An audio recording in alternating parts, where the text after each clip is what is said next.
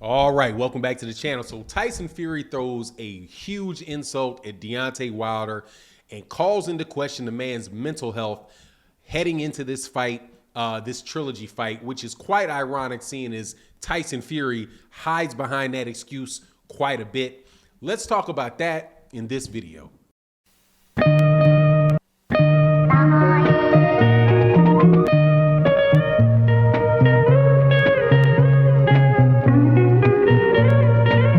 Welcome back to the channel, man. Tyson Fury is absolutely, man, a guy that is all over the place. You never know what's going to come out of this guy's mouth, but more than likely something coming out of his mouth is going to be crazy.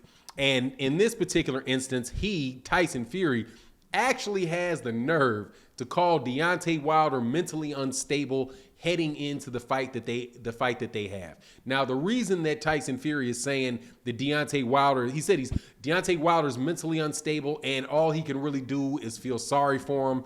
I'm like, man, Tyson Fury, first of all, there ain't nothing mentally unstable about saying Tyson Fury is a cheater. That's the excuse. That's the things that Tyson Fury is referring to are all of the accusations that Deontay Wilder made towards Tyson Fury. Specifically that Tyson Fury tampered with his gloves in the first fight, that he had tampered gloves in the second fight, and also that somebody either connected to Deontay Wilder's camp under the influence of Tyson Fury's camp, or Tyson Fury's camp themselves did something to their water, did something to his water, or put something in his water that basically took away his legs and made it, very, very difficult for Deontay Wilder to fight. Now, one of the common ways for people who get caught doing something, one of the common insults that they make is that they call you crazy. Like, because calling somebody crazy is to get somebody to completely dismiss anything that they say because what they say to you doesn't sound believable.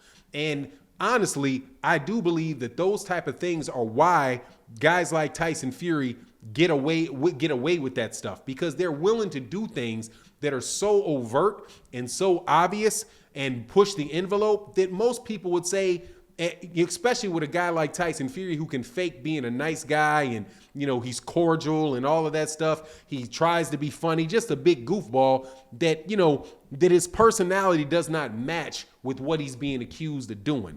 Now, if you look back at Deontay, if you actually look back at Tyson Fury's career, though, and the things that Tyson Fury has done throughout his career, you might actually say that Deontay Wilder would be crazy not to think Tyson Fury would cheat, because that's what Tyson Fury has done throughout his career. And I don't believe talking about it on a consistent basis is kicking a dead horse. I think that it is calling to attention things that have been happening in boxing for a very, very long time.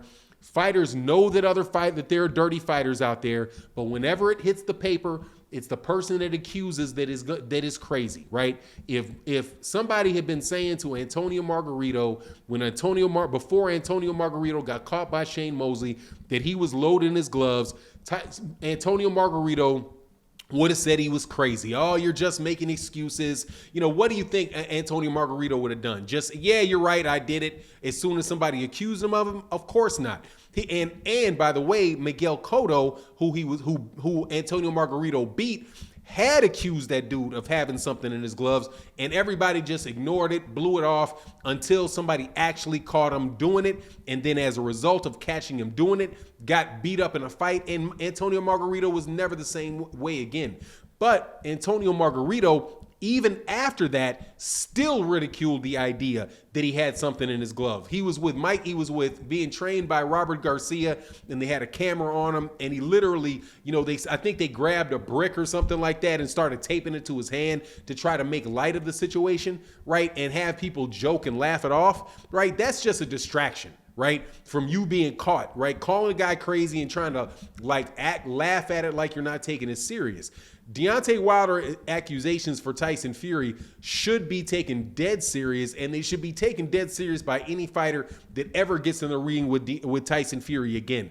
And again, it would be more crazy for Deontay Wilder not to think he cheated based on the evidence that I've seen on those tapes and what he did with Steve Cunningham, what he did with Christian Hamer, the fact that he tested positive after the Christian Hamer fight, but yet was allowed to fight for Vladimir Klitschko, right?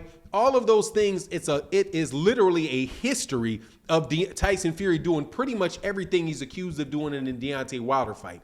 And to act like in his biggest fight of his career that he wouldn't resort to those type of things, that's what I think is crazy. But also, there's a little bit of a hypocrisy here in Tyson Fury, because Tyson Fury himself claims that he suffers from mental illness, and as a result, it fairly admits that Tyson Fury is not the most stable guy in the world, and very well a mentally stable guy in the world. In fact, that's when I think one of the big problems are with Tyson Fury, man. And I think, just sitting on the sideline, that the fact that he is a cheater and is generally a dishonest guy might be contributing to the man's lack of mental stability. But, whatever way it goes, if you're suffering from that, and I'm telling you, I'm not ridiculing Tyson Fury at all for having mental health issues. There's millions and millions of people that have mental health issues. Millions of people have mental health issues that don't know they have health issues.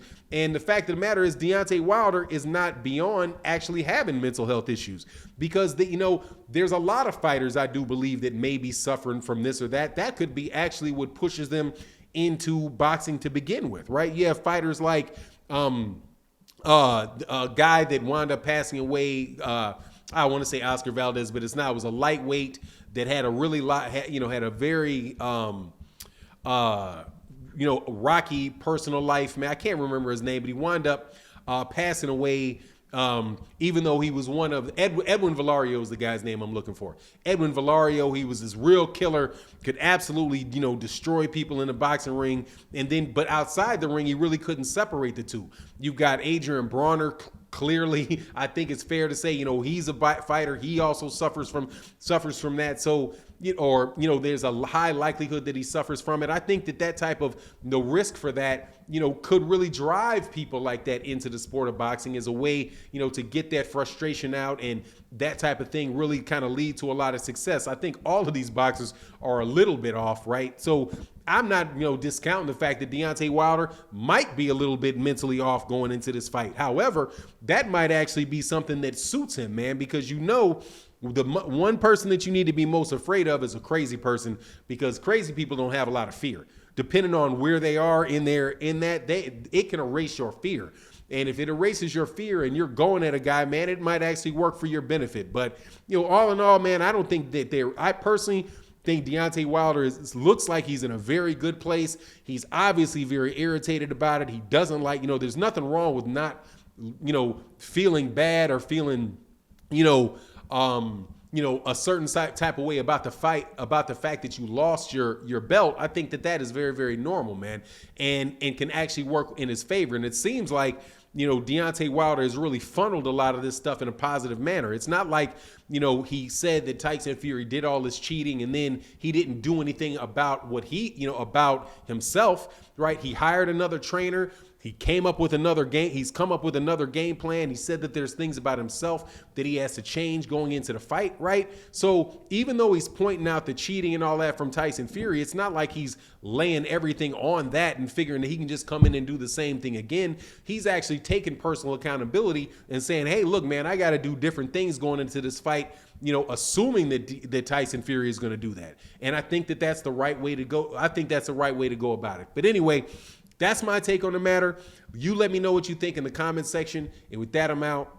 Peace.